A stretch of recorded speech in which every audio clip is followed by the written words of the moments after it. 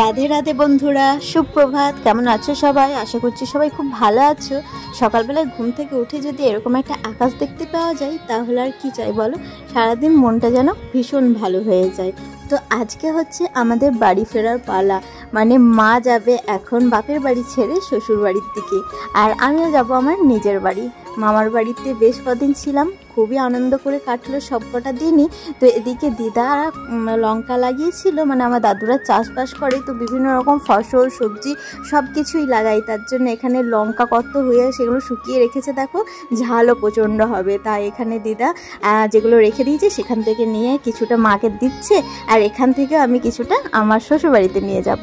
আর এর সাথে তো বিভিন্ন রকম ফসল, যেমন ঝিঙে, তারপরে লাল আলু যেগুলো ভাজা খাওয়া হয়, এর সাথে কিছু শাক, পুঁই শাক, তারপরে আরও অনেক কিছুই কিন্তু এদিক দিয়ে সব কিছু প্যাক করে দিচ্ছে। আর ওদিকে মামিমা দেখো সকালবেলায় উঠে একবারে লুচি ভাজতে শুরু করে দিয়েছে, একা হাতে সমস্তটাই করছে। তো এখানে লুচি ভাজা হচ্ছে, আলু ভাজা তো আগেই হয়ে গেছে, আর এর সাথে আছে বোঁদে, ব্যাস। তারপরে আমাদের জলখাবার রেডি। যদিও বলেছিলাম যে সকালবেলায় কিছু খাবো না, সকাল সকাল কিছু খেয়ে বেরোতে ইচ্ছে করে না। আর এদিকে লাড্ডুকে এখন ঘুম থেকে তুলবো। লাড্ডু এখন ঘুমাচ্ছে, দেখো কত আরামসে ঘুমাচ্ছে বেচারা। তো এখন কিন্তু অনেকটাই সকাল, প্রায় 6:30 মতো বাজে। আমরা ওই 7টা 7:30টার দিকে বেরিয়ে যাব। তার জন্য লাড্ডুর যা যা জিনিসপত্র এদিক ওদিক সব হয়ে আছে সেগুলো সব একে একে গুছিয়ে নেবো। এই কাবার্ডের ভেতরেও লাড্ডুর কিছু কিছু জামা কাপড় সব আছে। আর এদিকে মন্দিরটা এখানে দেখো ঢাকা দেওয়া আছে, মানে সিংহাসনটা যাতে রাতের দিকে ঢেকে দেওয়াটাই উচিত। তো এখানে লাড্ডু সিংহাসন আরও সাজগোজ সব কিছুই আছে।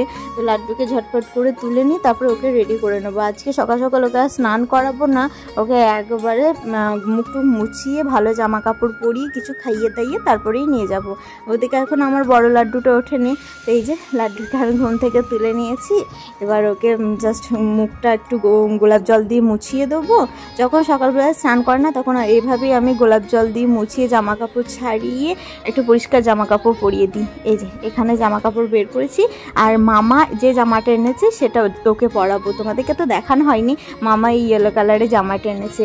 পরানোর পর দেখাচ্ছি কত সুন্দর লাগছে। যদিও আমার লাড্ডুর উপরে এই ইয়েলো কালারটা সব থেকে বেস্ট লাগে। তো এদিকে আমি ওকে রেডি করে নিয়েছি, দেখো এবার সাজগোজ সব পরিয়ে দেবো। এর সাথে মামাকে একটা মালাও দিয়েছি, সেই মালাটাও কিন্তু আমি ওকে পরিয়ে দিচ্ছি। তো ওকে এখন যখন সিংহাসনে বসাবো তারপরে তোমাদেরকে ভালো করে দেখাবো। আর আজকে সকালেও লাড্ডুকে আমি লাড্ডু খাবার দিচ্ছি, যেমন নাম সেই খাবারই ওকে দিচ্ছি, যেটা ওর খুবই পছন্দের খাবার। তো তোমরা মহাপ্রসাদ দর্শন করে নাও। এবার লাড্ডু খাওয়া হয়ে গেলে আমিও খেতে বসবো। আর মা কিছু খাবে না, এত সকালে কিছু খেতে ইচ্ছা করছে না, তাই মামিমা বলল কিছুটা মা আর ভাইয়ের জন্য প্যাক করে দেবে। এই যে আমি এখন খেতে বসে পড়েছি। লুচি খেতে কিন্তু আমার দারুণ লাগে, তাই বলে মামিমা একের পর এক দিয়েই যাচ্ছে, কিন্তু আমি এবার কমিয়ে দেওয়া করালাম। আমি বললাম আগে খাই অল্প স্বল্প, তারপরে যদি খেতে ইচ্ছে করে তখন আবার নেব। আর এই যে আলু ভাজা নিয়ে নিয়েছি, এবার কিছুটা বোঁদে আছে সেটাও আমাদেরকে দিয়ে দেবে এখানে। মানে আমি একাই খাচ্ছি, আর এর সাথে কিন্তু বাবানও খাচ্ছে আর ভাইও খাচ্ছে। তো সবার কিন্তু যথাযথ প্রচণ্ড মন খারাপ, কারণ কেউই চায় না আমাদেরকে বিদায় দিতে, কিন্তু কি আর করা বলো, টানা থেকে গেলেও সেটাও ভালো লাগবে না। আর এই যে আমাদের অটো এখানে চলে এসছে। বিভিন্ন রকম যা যা জিনিসপত্র ছিল, লাগেজ থেকে শুরু করে যা যা জিনিসপত্র নেওয়া হয়েছে, মানে দিদারা দিয়েছে, সেগুলো সবই ভরে নিয়েছে। আর ওই যে আগের ব্লগে তোমরা যে দিদাদেরকে দেখেছিলে তারই মধ্যে একটা দিদার বাড়ি হচ্ছে এটা। তো দিদাকে যাওয়ার আগে দেখা করতে এসেছি, কারণ এই যাচ্ছি, আবার যে কখন আসবো তার নেই ঠিক। তো আমার বছরে 2বার করে মামার বাড়ি আসা হয়। এই যে সামনে দাদু বসে আছে, তো দাদু আমার সঙ্গে কিছু কথা বলছিল। আর এই যে দিদা এখানে বেরিয়ে আসছে, এই দেখো। তো দিদাকে দেখা টাকা করে একবার আমরা গাড়িতে চেপে পড়বো। তো দেখা করে চলে এসেছি, জিনিসপত্র সব লোড করা হয়ে গেছে। এবার ভাই বলছে যে আমিও যাব। আর এদিকে লাড্ডুকেও ছোটো মামিমা জামা কাপড় ছেড়ে পরিষ্কার পরিচ্ছন্ন হয়ে দিতে চলে এসছে। তো লাড্ডুর জন্য আরও বেশি করে ছোটো মামিমা মন খারাপ, বলছে 10বার করে যে আমার ঘরটা ফাঁকা হয়ে গেল। লাড্ডু তো ছোটো মামিমার ঘরেই ছিল। আর এই যে সবাই আমাদেরকে মন ভারাক্রান্ত হয়ে বিদায় দিচ্ছে। মামিমারা তো কাঁদতেও লেগেছিল। তো কী আর করা যাবে বলো, এভাবেই দুঃখের পরে সুখ আসবে, সুখের পরে দুঃখ আসবে। আমাদেরও মনটা একটু খারাপ। তাও বাড়ি যাচ্ছি। মা তো বলছে যে লাড্ডু আর বাবান আছে বলে আমার ঘরটা তাও ভরা ভরা লাগছে, তোরাও যখন বাড়ি চলে যাবি তখন কেমন লাগবে। তো কিছু করার নেই, এরকমভাবেই চলতে হবে। এখন তো তাও এসে অনেকদিন থাকতে পারছি, বাবানের স্কুল শুরু হয়ে গেলে হয়তো আর এরকমভাবে থাকাই যাবে না কোনো দিন। যাকগে ছাড়ো, পরে যা হবার হবে তখন দেখা যাবে। এখন যেটুকু আনন্দ আছে বা যেটুকু পাচ্ছি সেটুকু তো চেটেপুটে উপভোগ করি, তারপরে দেখা যাবে পরের কথা। আর মামার বাড়িতে এই পার্কটা দেখো, বাস স্ট্যান্ডে এই পার্কটা আছে, এটা ভেতরে কিন্তু ঢোকা যায় না।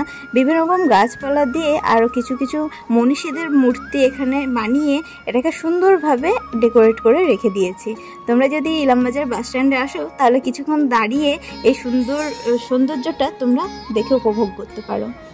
তারপরে একে একে কি জঙ্গলের পথ ধরে ধরে বাড়ি, জঙ্গলের মধ্যে দিয়ে যেতে আসতে কিন্তু খুবই সুন্দর লাগে। আর অটো করে আমরা বোলপুরের সুরতেশ্বর শিবতলা পর্যন্ত যাব, তারপরে ওখান থেকে আমরা বাড়ি যাব টোটোতে করে, যে টোটোটাই আমরা এসছিলাম। ওই টোটোটা আমাদেরকে যখন এসছিলাম তখন এখানে নামিয়ে দিয়ে গেছিলো। আবার এখান থেকে আমার একটা মামা টোটো করে নিয়ে গেছিলো। আজকে আমরা এলাম অটো করে, আর বাকিটা যাব টোটো করে। তো ও আসতে একটু দেরি হবে বললো, ওই 10-15 মিনিট মতো। ততক্ষণ আমরা এখানে দাঁড়িয়ে একটু অপেক্ষা করি। আর এই যে মন্দিরটা, আমরা এমন সময়ে আসি যে এত সকালে কিন্তু মন্দিরটা খোলেই না, যার জন্য তোমাদেরকে কখনো দেখাতে পারিনি আর নিজেরও দেখার সৌভাগ্য হয়নি। কিন্তু দূরের ওই গাছটা দেখো, একদম ফুলে ভর্তি, এটাকে বোধহয় কৃষ্ণচূড়া বলে। দেখতে এত সুন্দর লাগছে। আর এই যে আমার ছোট্ট কৃষ্ণকে মায়ের কোলে সিংহাসনের উপর বসে আছে, দেখো কত সুন্দর লাগছে, তাই না? আমি একবার দেখিয়ে দিলাম। ঝড়ের তো চুলের অবস্থা প্রচণ্ড খারাপ হয়ে গেছে, এবার বাড়ি গিয়ে ভালোভাবে ফ্রেশ ট্রেশ হবো। এবার দেখি কতক্ষণ আমাদের টোটো আসে। তো আমাদের যে টোটো চালায় ওকে তোমরা আগেও আমার ব্লগে দেখেছো, ও হচ্ছে আমাদের বাড়ির পুরোহিত। মানে আমাদের বাড়িতে যে মনসা ঠাকুরের পুজো হয় সেই ঠাকুরের পুজো কিন্তু এই পুরোহিতই করে। ও যখন বাচ্চা ছিল, ওই 11 বছর মতো বয়স ছিল, তখন থেকে কিন্তু আমাদের বাড়িতে পুজো করছে। তো যখন ও প্রথমবার ওকে দেখি তখন সবাই বলছিল যে এ তো বাচ্চা ছেলে এসছে দেখো একটা পুজো করতে, কিন্তু ওর যা জ্ঞান আছে সেটা কিন্তু অনেক বড় বড় পুরোহিত হার মানবে। তো কিন্তু আমাদের সাথে টুকটাক গল্প করতে করতে যাই আর বিভিন্ন রকম ঠাকুরের কথাবার্তা বলতে বলতে যাই, যাতে আমাদের জার্নিটা না আরও সুন্দর হয়ে যায়। তো ও লাড্ডুর জন্য অনেক কিছু বলছিল, কিভাবে কি যত্ন করা যায়, তারপর আমি কি করি সেগুলো সবই কিন্তু জানছিল। তো বললো যে না দিদি, তোমার যত্নে কোনো খামতি নেই, তুমি যেমন করছো সেরকমভাবেই করো, আরও একটু আন্তরিকতার সাথে করো, তাহলেই তোমার লাড্ডু কিন্তু সবসময় খুশি হয়ে থাকবে। তো কথা বলতে বলতে একদম বাড়ির দোরগোড়ায় পৌঁছে গেছি।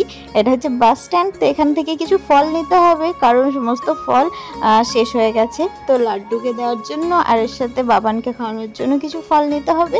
তো কত ফলের দোকান দেখবার, কত কিছু নেমেছে, লিচু থেকে শুরু করে আম থেকে শুরু করে সব কিছুই। তো এই সামনের দোকানটা থেকে আমি কিছু ফল টল নিয়ে নিয়েছি, আর দেখি এবার বাড়ির পথে রওনা দিই। তো বাড়িতে এখানে টোটো সামনে দাঁড়িয়ে পড়েছে, আর আমাদের বাড়ির চাবিটা এখন নিতে এসেছি রনির কাছে। রনি আসছে, এই যে। তো ওদের বাড়িতে আমাদের চাবিটা দেওয়া ছিল, তোর কাছ থেকে আমি এখন চাবি নিয়ে তারপরে যাব বাড়িতে। আর গুলুরা নেই, বাড়িটা তাই একটু ফাঁকা ফাঁকাই লাগছে। তো বাড়িতে এসে একটু ফ্রেশ ট্রেশ হয়ে, মাদের তো প্রচণ্ড খিদে পেয়ে গেছে। এই যে মামিমা এগুলো ভরে দিয়েছে, ছোটো মামিমা, তার জন্য মাদেরকে খেতে দিয়ে দেবো, এর সাথে আমিও কিছুটা খাবো। তো ভিডিওটা এখানেই শেষ করছি। যদি তোমাদের ভালো লেগে থাকে তাহলে লাইক কমেন্ট শেয়ার করো, আর ফেসবুক থেকে দেখলে পেজটাকে ফলো করে দিও। দেখা হচ্ছে নেক্সট ভিডিও নিয়ে। টাটা।